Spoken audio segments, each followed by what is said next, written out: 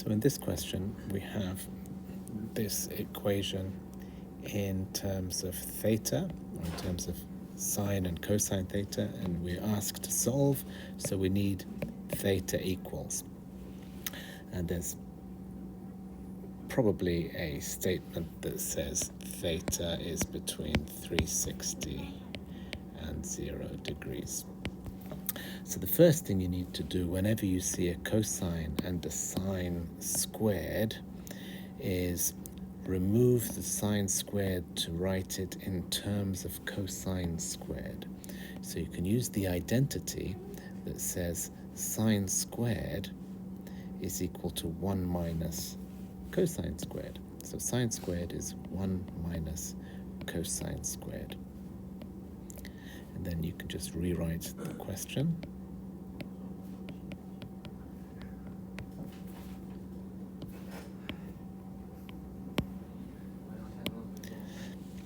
And then expand the brackets. So 2 minus 2 cosine theta minus 5 cosine theta plus 5 equals 0.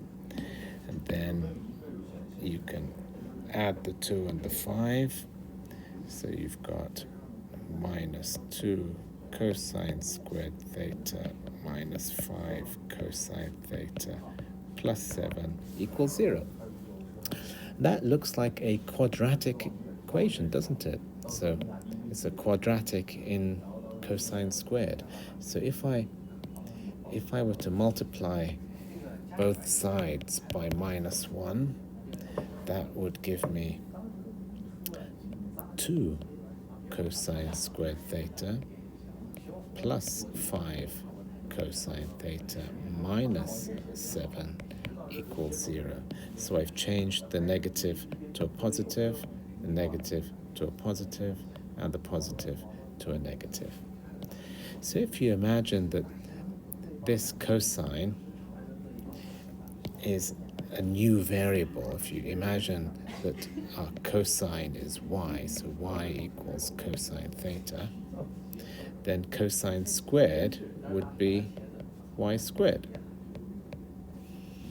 So I can rewrite my expression as 2 times y squared plus 5y minus 7 equals 0. So I've only rewritten it to make it look more like a quadratic equation. Because when you have a quadratic equation, you can then factorize it or solve it using the quadratic formula. So let's try factorizing this. So you've got 2y and y. To get 7, there's not many options really except 7 and 1. So let's try that. Maybe a plus there and a minus there, and you can check. That gives you 7y, and that gives you 2y, negative 2y. Together you get 5y, so that's correct, because 7 times minus 1 is minus 7, and 2y times y is 2y squared. So this is now looking good, because you factorized your quadratic and you've got it equal to 0, and we love factorized expressions that equal to 0, because then I can say that 2y plus 7 equals 0, or y minus 1 equals 0. So each of these could potentially be equal to 0. Either this equal to 0 or this equals to 0. We can only do that when you have 0. You can't do that if you have any other number. So y equals minus 7 or y equals 1. So it looks like we've solved the question, but the question didn't ask for y, it asked for theta. So y is actually cosine theta. So I need to rewrite this as cosine theta equals minus 7, or cosine theta equals 1. So theta is equal to cosine inverse of minus 7. And we know that minus 7 is not going to have a cosine inverse. So that's not going to give you a solution. If you put it in your calculator, you'll get an error.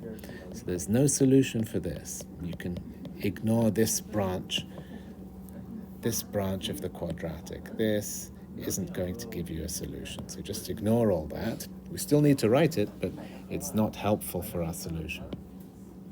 And here you can say theta 1 equals the cosine inverse of 1. Cosine inverse of 1 is 0 degrees. So that's your first solution.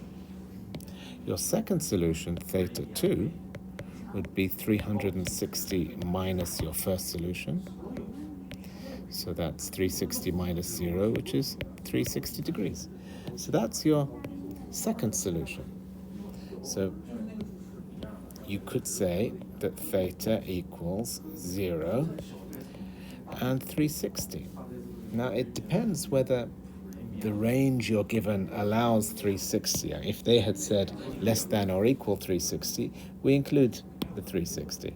If they say less than 360, then you wouldn't include that. So I will leave that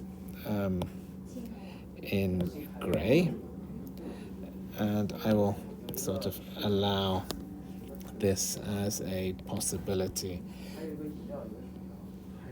So if your question includes the 360, you would include it here. If not, you wouldn't.